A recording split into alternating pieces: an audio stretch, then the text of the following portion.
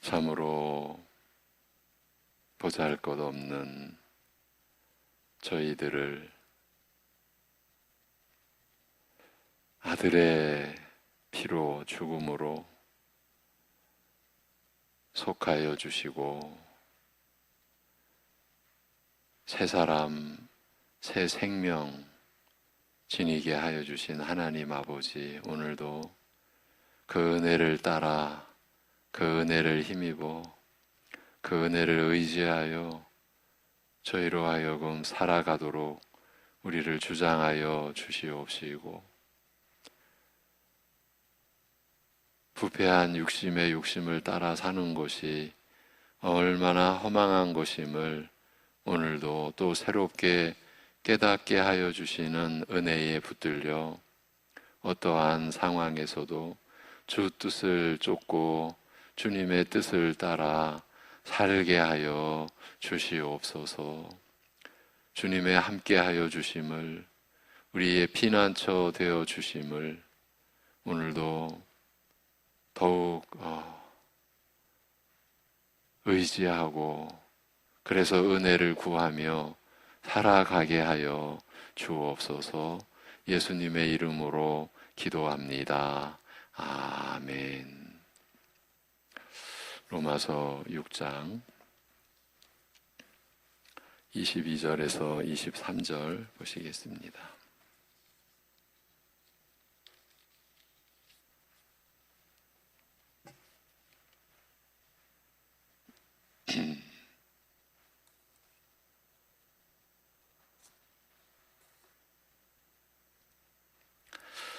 로마서 6장 22절, 23절 같이 보십니다.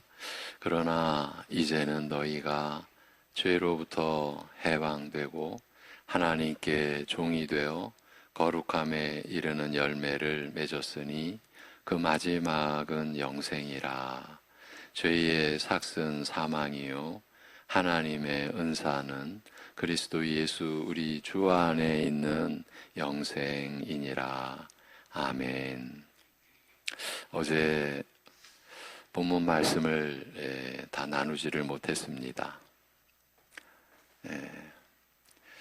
그래서 뒷부분에서 다시 이어가겠습니다. 거룩함에 이르는 열매를 맺나니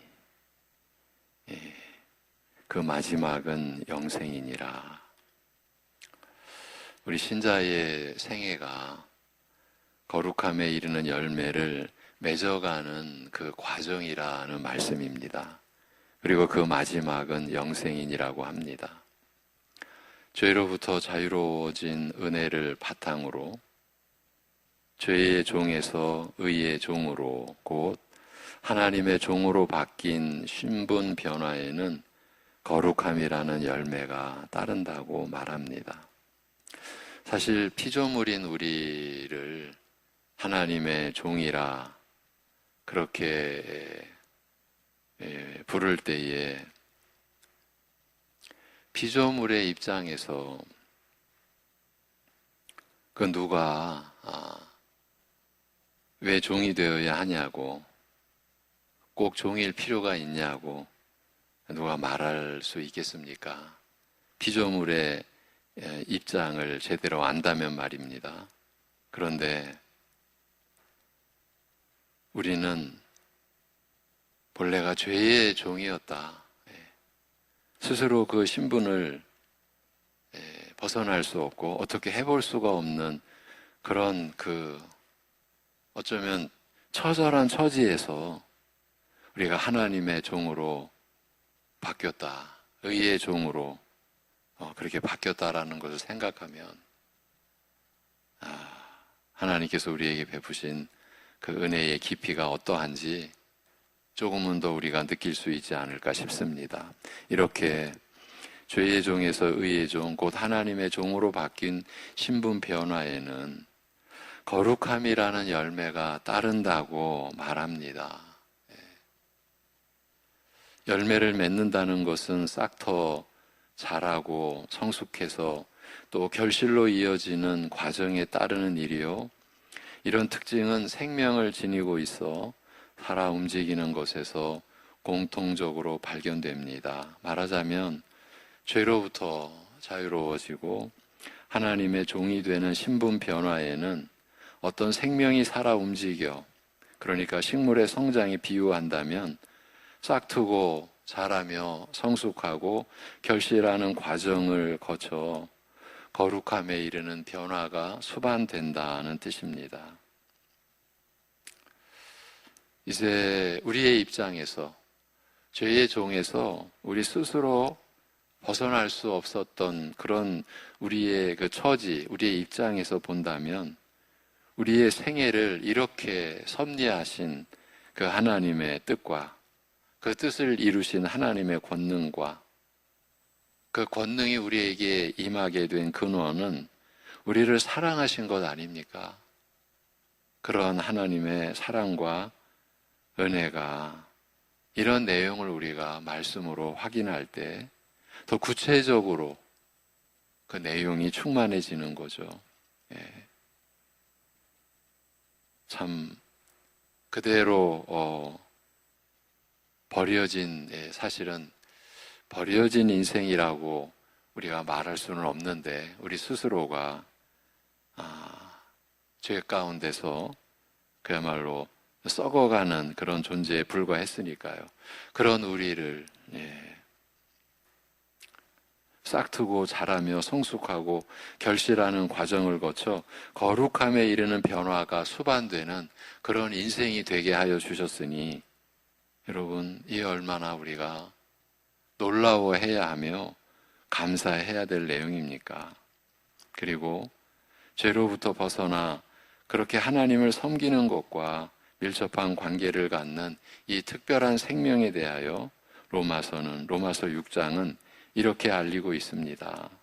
그가 죽으신 것은 죄에 대하여 단번에 죽으신 것이며 그가 사시는 것은 하나님을 향하여 사시는 것이라. 사실은 그리스도께서 이렇게 되신 것은 전부가 우리를 위한 것이죠.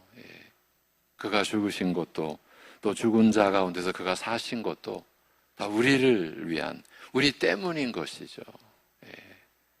이와 같이 그래서 너희도 자신을 죄에 대하여는 죽어있고 그리스도 안에서 하나님을 향하여 살아있는 것으로 여기라고 합니다. 우리 신자는 그리스도와 함께 죄에 대하여 죽고 하나님을 향하여 사는 새 생명을 누린다. 하나님이 이렇게 살게 하셨다는 그 뜻입니다. 씨뿌림과 싹틈, 자람과 성숙과 결실은 시간이 걸리는 과정입니다. 순간에 이루어지는 일이 아닙니다. 과정입니다. 과정이 있어야 됩니다.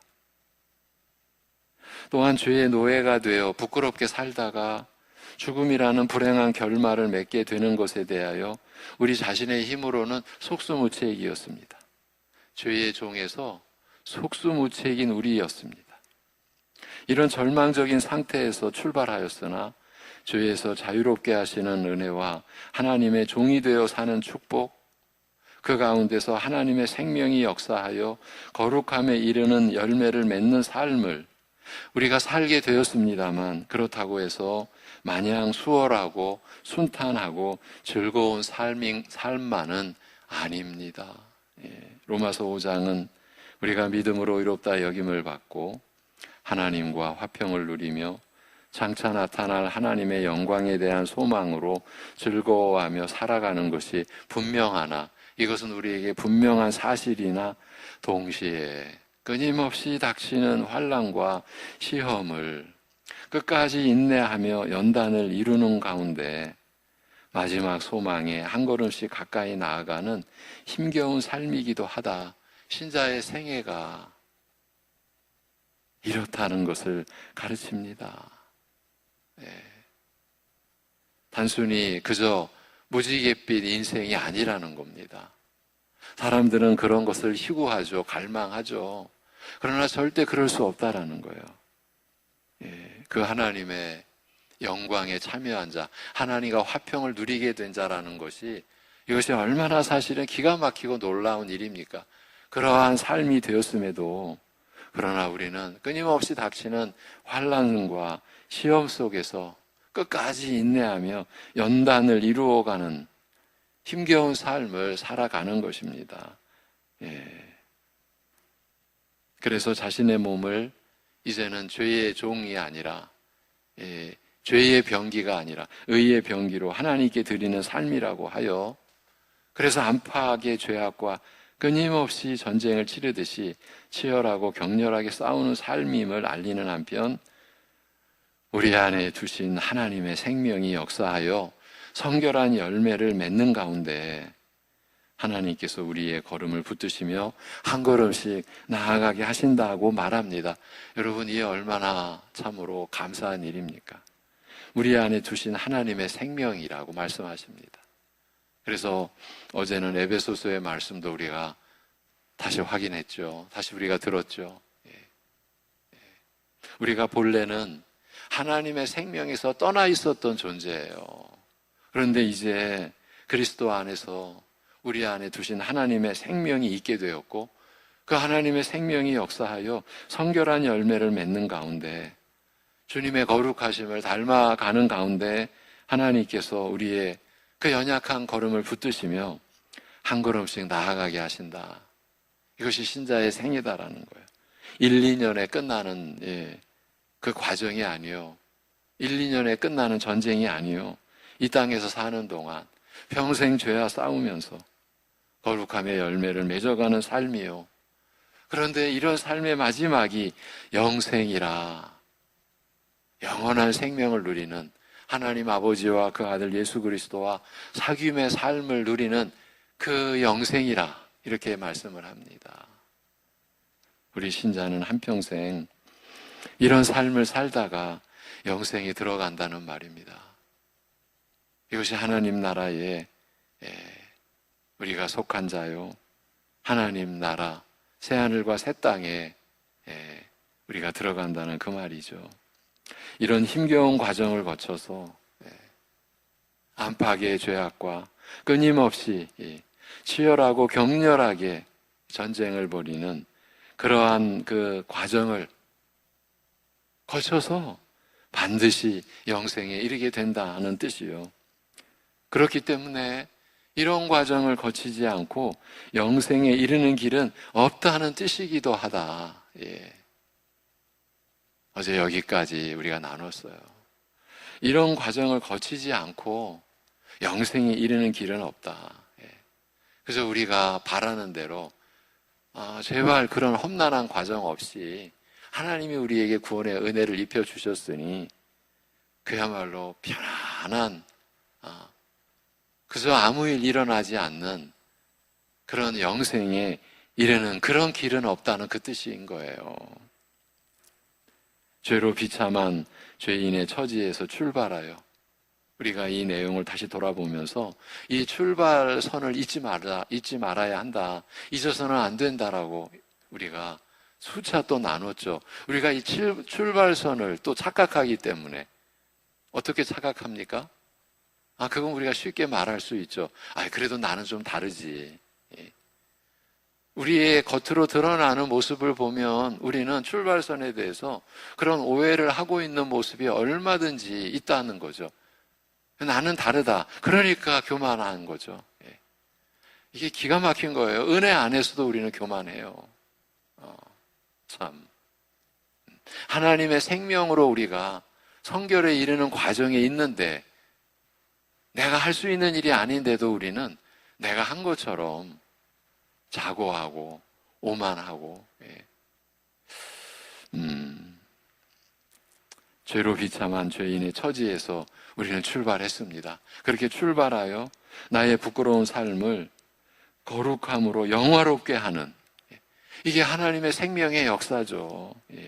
그 부끄러운 삶을 거룩함으로 영화롭게 하는 그 생명의 역사를 따라 마지막 순간까지 성결의 열매를 맺는 이런 과정을 신자인 우리라면 누구도 건너뛸 수 없는 것입니다.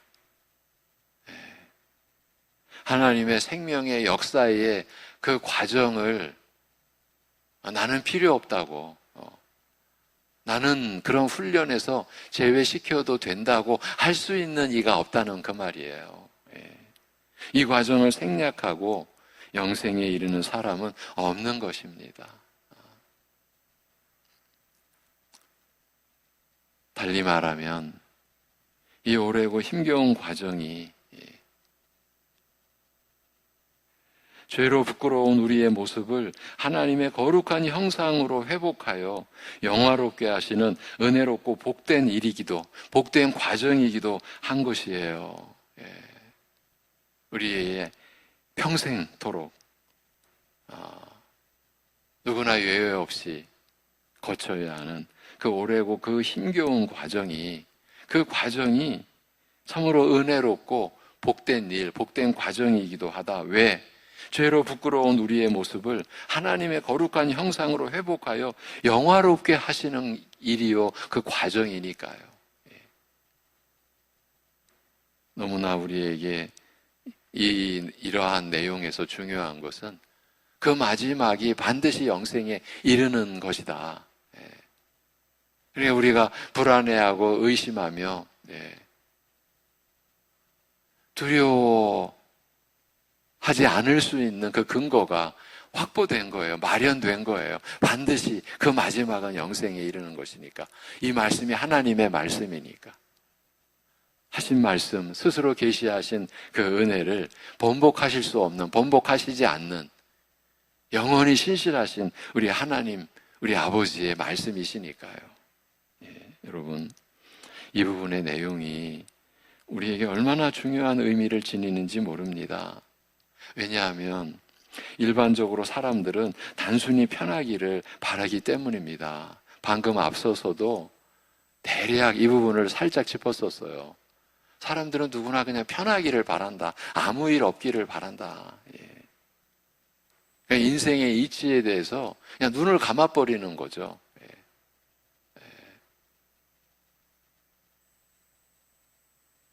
귀찮은 일을 피하고자 하는 게, 사람들은 일반적으로 좀 어렵게 느껴지는 일, 힘든 일, 귀찮은 거예요. 그거 그냥 피하고 싶은 거예요. 귀찮은 일을 피하고자 하는 게 인지상정, 그 사람이 보통 가질 수 있는 마음인 것입니다. 사실은요, 귀찮은 일을 피하고 편한 길을 찾는 자체가 이미 교묘한 미혹에 얽매여버린 상태라고 볼 수 있습니다. 이 부분에 대해서도 이게 이제 어떤 개인적인 상황일 수도 있는데, 저 같은 경우에는 구체적으로 어떤 계기는 제가 말씀드릴 것까지는 없을 것 같습니다. 그런데 어떤 상황 속에서 제가 참 하나님 앞에서 회개하고 우리 가족과 관계된 일이었는데, 제가 귀찮은 일은 좀 피하자, 좀 편하게 가보자. 어쩌면 가족과 관계된 일이니까 제가 그랬지 않나 싶습니다. 제가 얼마나 후회했는지, 얼마나 하나님 앞에도 죄스러웠고 가족에게 참 내가 부끄러웠는지, 많은 생각을 그래서 하게 됐어요. 편한 길을 찾는 것이 이 자체가 미혹이구나. 이건 제가 그냥 오늘 말씀과 관련되어져서 그냥 내가 지어내듯이 하는 말이 아니에요. 실제로 어느 정도 좀 지난 일이지만 저에게 있어서는 참 아픈 그런 기억이에요. 왜 내가 그렇게 편한 길을 찾았을까? 내가 왜 귀찮게 여겼을까? 그러면서 이제 거기에서 결정적으로 또 그런 그 아픔 속에서 또 은혜를 느낄 수가 있었죠. 나중엔 이런 질문이 주어졌어요. 제 자신에게. 너 누구를 위해 사느냐? 너 너를 위해 사느냐? 너 너를 위해 살아서 가족과 관계된 일인데도, 그래서 너 편하자고, 너 귀찮은 일 제껴버렸냐? 너 누구를 위해 사느냐? 이제 거기서 제가 무너졌죠. 달리 말하면 그런 가운데서 하나님이 저를 다시 세워주신 것이죠. 아, 내가 사나 죽으나 주를 위하여 살게 된 존재였는데 또 착각했구나, 또 잊었구나. 예, 오늘 수요 예배 말씀이 주제가 또 자기 부인인데 제가 그걸 또 건너뛴 거죠. 아이, 귀찮으니까 그냥 좀 편하게 가자. 그게 얼마나 잘못된 일인지. 남에게, 그 남이 가족이었어요. 가족에게 얼마나 그것이 아픈 일인데 너 좋자고, 너 편하자고. 결국 뭐 다 말하고 말았네요. 제가 이 내용을 어제 이걸 다 끝내려고 했다가 사실 이런 부분까지는 못 나갔거든요. 근데 어제 다른 내용 설명 좀 더 하다가 이 부분을 오늘 다시 보게 되면서 어젯밤에 다시금 그 기억이 떠오른 거예요. 여러분, 귀찮은 일을 피하고 편한 길을 찾는 자체가 이미 교묘한 미혹에 얽매여 버린 상태라고 볼 수 있습니다. 어쩌면 많은 사람들이 이런 상태로 살고 있는지도 모릅니다. 이런 현실을 감안하면 한평생 힘겨운 과정을 거쳐 영생에 이르게 되는 길은 그 누구에게도 환영받지 못하는 길입니다. 그런 길이라면 가고 싶지 않은 것입니다. 사서 고생하는 길을 뭐하러 갑니까? 모른다면 어쩌다 어떻게 갈 수 있을지 모르나 그렇지만 실상을 안다면 누가 가겠다고 나서겠습니까? 그런데 이럴 수밖에 없는 우리를 위하여 대신 죽기까지 하신 분이 계시기 때문에 그분과 우리는 연합되어 언제나 함께하는 관계가 되었기 때문에 우리는 한평생 힘겨운 과정을 거쳐 영생에 이르게 되는, 그리고 그 과정에서는 거룩함에 이르는 열매를 맺으면서 주님을 닮게 되는 존재가 되어져 가면서 영생에 이르게 되는 이 길을 우리 신자들은 가고 있는 것입니다. 그래서 어제도 우리 신자의 가치는, 신자의 삶의 가치는 여기서 규정이 된다, 여기서 결정이 된다. 우리가 우리의 존재나 우리의 신분이나 우리의 삶의 가치를 우리가 규정하는 게 아니다, 이런 말씀까지 드렸죠. 그래서 로마서의 본문과 같은 말씀으로 우리가 가는 길을 밝혀주고 계시니 뿐만 아니라 그 길로 인도하여 주고 계시니 본문과 같은 말씀으로 가르쳐 주시는 이 길을 제대로 알고 가자. 바로 알고 가자. 그래서 이렇게 보고 또 여러분과 또 보는 거예요. 절대로 피할 수 없는 길이요. 신자된 우리 모두 반드시 거쳐가야 할 과정이기 때문입니다. 그리고 그 과정을 거쳐 영생에 이르게 되기 때문입니다. 이제 마지막 절, 죄의 삭선 죽음이나 하나님의 은사는 그리스도 예수 우리 주 안에서 영생이니라고 합니다. 이 마지막 절에서 6장 마지막 절에서 또 결정적인 진리의 내용이 드러납니다. 믿기 전에 우리의 삶, 그 죄의 종이 되어 의에 대하여 자유한 나머지 한평생 부끄럽게 살다가 두렵고 허망한 죽음에 이르는 곳으로 마감하는 그 불행한 삶, 그리고 비록 이런 삶에서 출발하였으나 그리스도 안에서 죄로부터 자유로워지고 하나님의 종이 되어 거룩함에 이르는 열매를 맺으면서 살다가 영생에 이르는 그 복된 삶을 각각 염두에 두고 말한 내용입니다. 죄 가운데서 부끄럽게 살다가 죽음에 이르는 그 삶은 죄에 대한 대가로 죽임을 당하는 삶, 곧 엄중한 보응의 원리에 따라 죽음의 형벌로 마감하는 삶이지만 그리스도 안에서 누리게 된 복된 삶은 우리의 수고와 애씀과 많은 환난과 어려움과 시험에도 불구하고 전적으로 하나님께서 베푸시는 은사임을 알리는 말입니다. 자유를 누리며 그 자유에 대하여 책임을 지는 인격적인 존재로서 거룩한 변화의 삶에 참여함에도 우리의 것이라고 주장할 수 있는 것은 전혀 없으며 성도의 성화는 오직 하나님께서 베푸시는 은사라.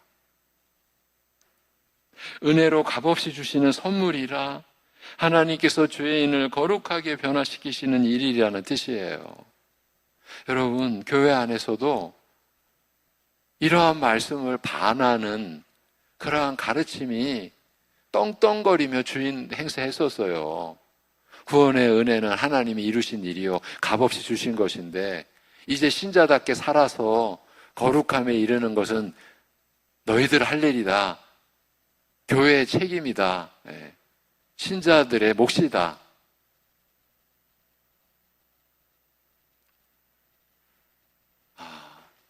얼마나 무지막지한,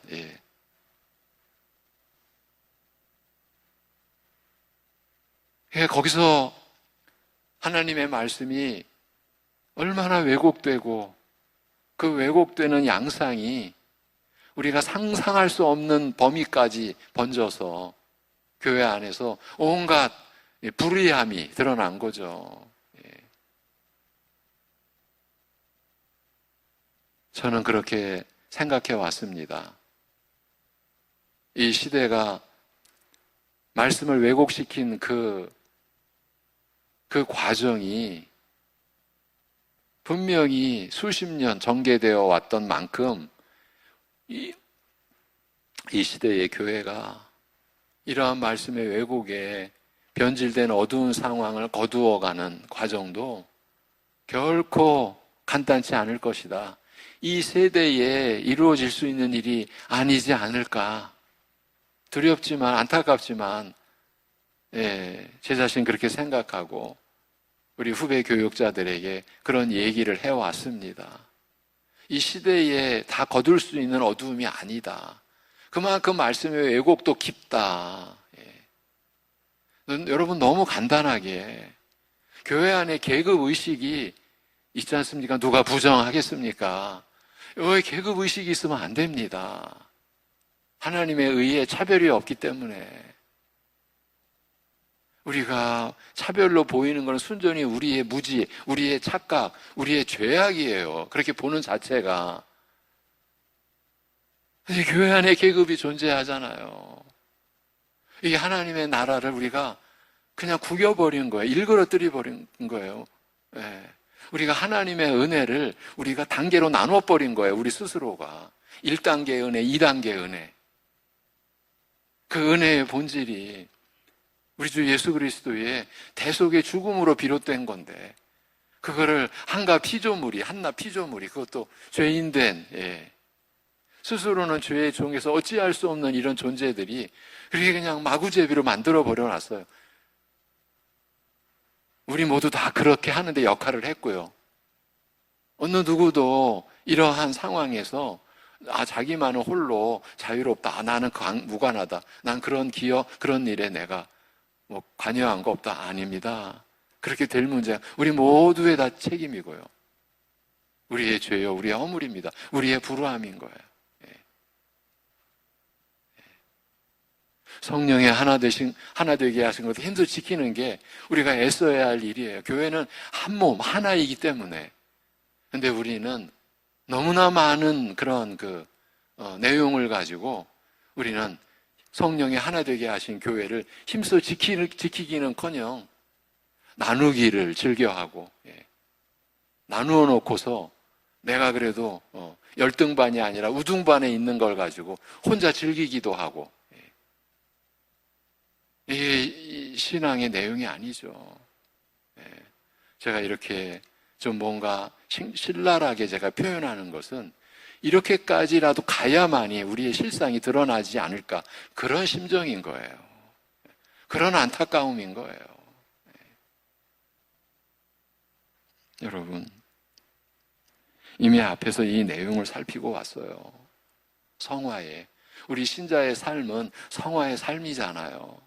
우리 일생이. 그런데 성화에 우리가 인격적인 존재로서 그러니까 기계적인 존재가 아닌 인격적인 존재로서 참여하는 것이 사실이나 전적으로 하나님의 은혜가 이루는 일이며 그 성화 자체가 그래서 나의 것이라고 권리를 주장할 수 있는 것은 전혀 없다고 했습니다. 단지 믿음의 열매와 그 결과 믿음도 우리가 조성한 게 아니라는 걸 이제 우리가 알게 되지 않습니까?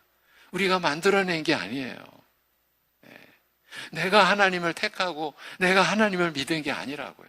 하나님이 나를 택하시고 하나님이 나로 하여금 그 구원 얻는 믿음을 지니게 하셨잖아요. 그 믿음의 열매요, 또 결과이며, 그래서 어떤 모양으로도 구원이나 칭의에 우리가 의롭다함을 받는 것에 근거가 되지 못한다고 했습니다. 성화와 관련된 이런 사실은 우리로 구원에 대하여 확고한 믿음과 소망, 그리고 안심과 확신을 주는 한편 우리에게서 모든 사랑을 빼앗아 간다고. 무엇 하나 내 것이라고 주장할 수 있는 것이 없고, 어디서? 하나님 나라, 교회 안에서 전부 하나님께서 은혜로 베푸신 은사이기 때문입니다.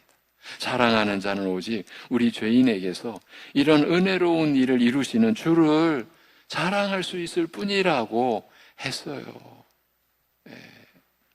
믿는 자의 성화에 담긴 이런 비밀을 바울 사도가 자신의 생애에 대하여 고백한 말에서 우리는 발견하게 되죠. 나는 사도 중에 지극히 작은 자라 내가 하나님의 교회를 핍박하였으므로 사도라 칭함을 받기에 감당치 못할 자로다. 그렇죠. 교회를 잔멸시키려던 자 아니었습니까? 그런 바울이 사도로 세움을 입습니다. 정신 있는 사람이라면 자기가 사도로 세움받은 거에 대해서 내가 그렇게 될 만했으니까 내가 사도가 됐지라고 생각할 수가 있겠습니까? 나는 사도라 칭함을 받기에 나는 감당 못한다. 그러면서 그러나 나의 나 된 것은 하나님의 은혜로 된 것이니 내게 주신 그의 은혜가 헛되지 아니하여 내가 모든 사도보다 더 많이 수고하였으나 내가 아니요 오직 나와 함께 하신 하나님의 은혜로라고. 제가 여러분에게 이 구절을 얼마나 많이 인용했습니까? 왜 인용했습니까? 우리 끝에 가서 반드시 이 고백을 하고 우리의 생애가 마무리되어져야 된다. 그래야 우리의 평생의 믿음이었다는 게 입증되는 것이다.